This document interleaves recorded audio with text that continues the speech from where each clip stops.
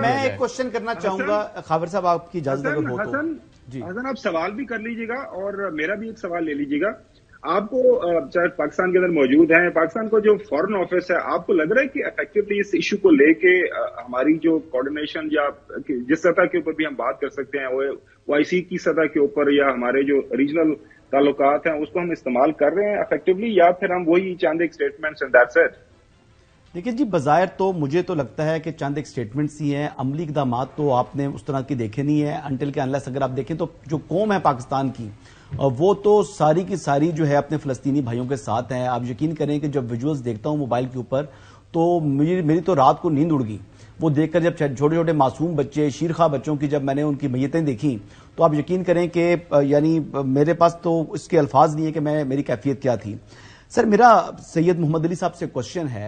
सैयद मोहम्मद अली साहब, ये फरमाइएगा कि जो प्रिजनर्स आ चुके हैं हमास के पास, उन प्रिजनर्स की एक्सचेंज के लिए कोई ऐसी चीज, ये प्रिजनर्स इतने कोई वैल्यूएबल हैं कि हमास और उनकी नेगोशिएशंस हो सके और ये जंग बंदी किसी तरीके से मुमकिन हो सके? क्योंकि बज़ाहिर जो इस वक्त अलमिया है, इंसानी अलमिया गजा के अंदर, आप देखें कि 10 लाख लोग डिस्प्लेस हो चुके हैं और ना बिजली है, ना अद्वियात है, ना इवन बिजली और पानी तक नहीं है, खुराक नहीं है। तो ये तो इंसानी अलमिया जन्म ले रहा है, तो कई लोग तो लगता है कि भूख से मर जाएंगे।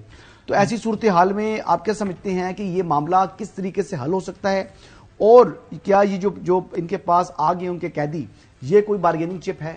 बहुत अहम सवाल है आपका।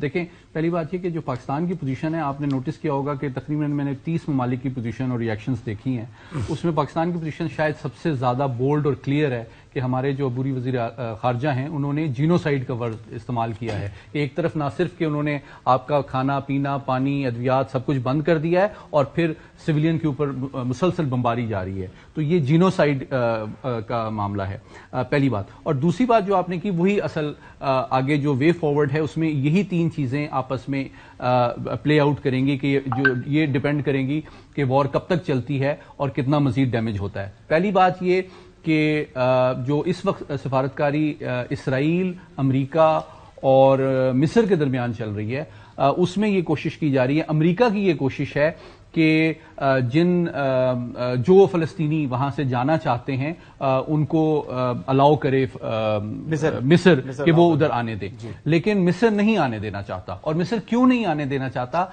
इसलिए कि वो डिप्लोमेटिकली एक्चुअली हमास को सपोर्ट कर रहा है कि आप एक दफा आपको यहां से निकाल दिया तो ये आप अपनी जमीन भूल जाएं, इसका मतलब है कि इसराइल ने उस पर हमेशा की तरह कब्जा कर लिया and you can forget about it. अब आप पूरी जिंदगी जो है वो रेफ्यूजी ही रहेंगे और हमारे सर पे बैठे रहेंगे। तो ये उनकी तशवीश है मिस्र की, इसलिए से वो प्रिजनर्स जो थे, जो कैदी उनके पास हैं, तो उनसे मुतल्लिक भी जवाब ले लें। वो दूसरा एस्पेक्ट है। और अब जो 150 से 200 के दरमियान फिगर्स आ रही हैं, जो कैदी हमास के पास इसराइली हैं, वो बार्गेनिंग में बहुत इंपॉर्टेंट रोल प्ले करेंगे। अच्छा, तीसरा एस्पेक्ट ये है कि कई ममालिक, तुर्की, कतर और मिस्र, उनकी जानिब से ये कोशिश हो रही है कि एक ह्यूमैनिटेरियन इंटरवेंशन अलाउ की जाए, उनको एक फ्री पैसेज थोड़ी देर का इसराइल अलाउ करे कि वहां पे फूड, दवाएं, पानी, ये सब कुछ पहुंच सके, लेकिन इसराइल ने अभी तक उसको अलाउ नहीं किया है क्योंकि वो ह्यूमैनिटेरियन इंटरवेंशन को बार्गेन करना चाहता है